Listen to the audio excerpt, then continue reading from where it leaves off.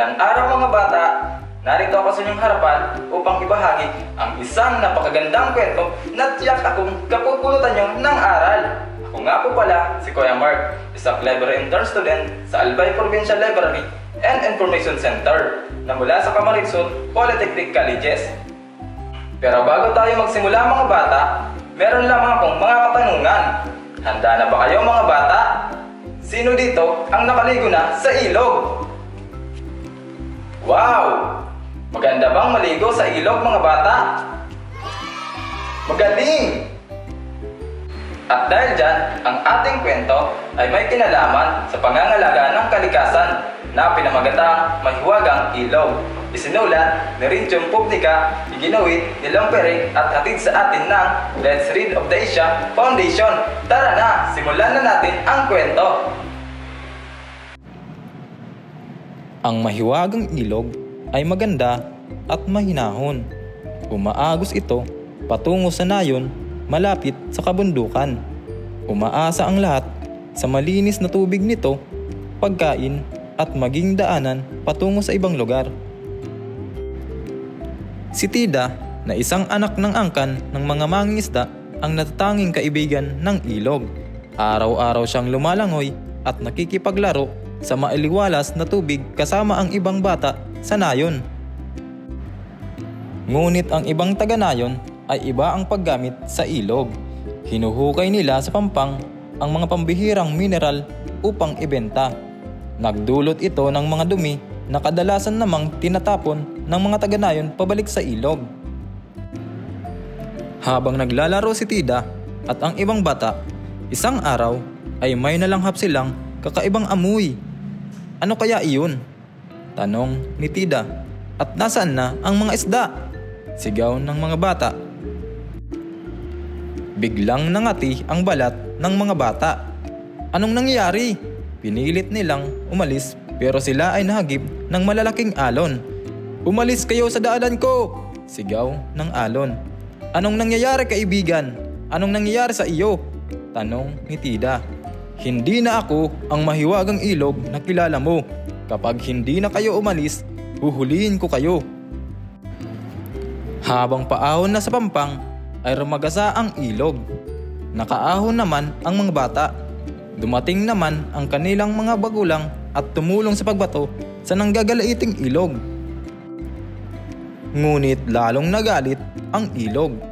Winasak nito ang mga bubong ng kani-kanilang mga bahay at ikinalat nito ang mga basura sa buong lugar. Nang humupa na ang tubig, ay tumambad ang nawasak na bahagi ng nayon. Ang masama pa ay nagkasakit ang mga taga-nayon na gumagamit ng tubig ilog bilang inumin sa pagluluto at kahit sa paliligo. Nag-isip si Tida kung paano niya matutulungan ang kanyang nayon. May paraan pa ba upang maging natatanging kaibigan niyang muli ang ilog? Tumungo si Tida sa ilog at namulot ng ilang piraso ng mga basura at baka sakaling makatulong ito. Nang naramdaman na naroon siya ay biglang umahon ang ilog. Takot na takot si Tida ngunit hindi siya gumalaw. Tulungan mo ako, sabi ng ilog. Ayaw kong maging pangit at malupit pero hindi ko ito mapigilan. Lahat ng bagay na inilagay sa aking tubig ay siyang nagpabago sa akin. Kasabay niyon, biglang nangitim muli ang tubig. Alam ni Tida na kailangan niyang umalis sa pampang. Upang matulungan ang kanyang nayon ay kinakailangan niya ring tulungan ang ilog. Naisip ni Tida na ang pagpapatayo ng dam ay maaaring makatulong magpakalma at sumaklaw sa ilog. Noong una, walang naniniwala na makakatulong ito. Gayunpaman, sinimulan ni Tida na gawin itong mag-isa. Hindi naglaon ay tumulong na rin ang ibang mga bata sa kanya. Nang makita ng buong nayon ang kabuluhan na ginawa ni Tida, ay tumulong na rin ang mga ito. Galit pa rin ang ilog. Ngunit hindi na nakaabot sa kanilang nayon ang mapinsalang alon nito. Ngunit hindi natapos ang gawain ni Tida. Tingnan nyo ang mga duming inaagos sa tubig, sinabi niya sa kanyang mga kaibigan. Tatalon ako sa ilog at kukunin ang basura. Huwag! Masyadong mapanganib, sigaw ng kanyang mga kaibigan. Ngunit hindi nakinig si Tida at tumalon pa rin ito sa ilog. Muntik na siyang itulak pa ilalim ng malakas na agos. Tumaas na rin ang mga alon at nagbabadyang wasakin na naman ang nayon. Buksan niyo ang dam! Hiyaw ni Tida. Mabilis ang tubig, kailangan mo nang umahon, sagot ng kanyang mga kaibigan. Ang pagpapakawala sa tubig lang ang ating tanging pag-asa. Gawin niyo na ngayon, pagmamakaawa ni Tida. Sa huling sandali, binuksan ng mga tao ang dam.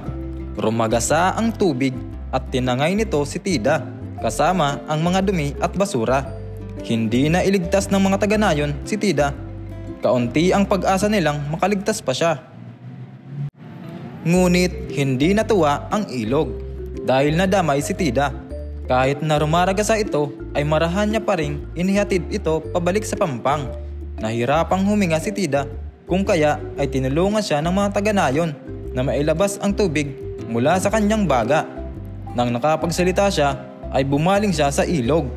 Mahiwagang ilog, bumalik ka, bulong nito. Nasiyahan ang lahat nang makaligtas si Tida. Ipinagmamalaki naman ng kanyang pamilya na nailigtas nito ang ilog. Simula sa araw na iyon ay hindi na dinumihan ng mga tao ang tubig. Nanatili itong mahiwagang ilog para sa kanila.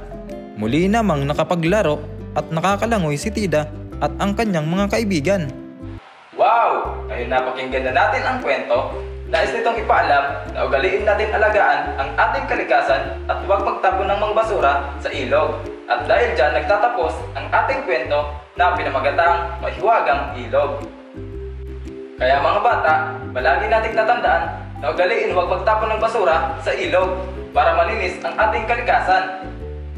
Muli, ako nga pala si Kuya Mark. Huwag kakalimutang mag-follow, like, subscribe sa aming Facebook page at YouTube channel para sa iba pang mga kwento na tiyak akong kapupulutan nyo ng aral.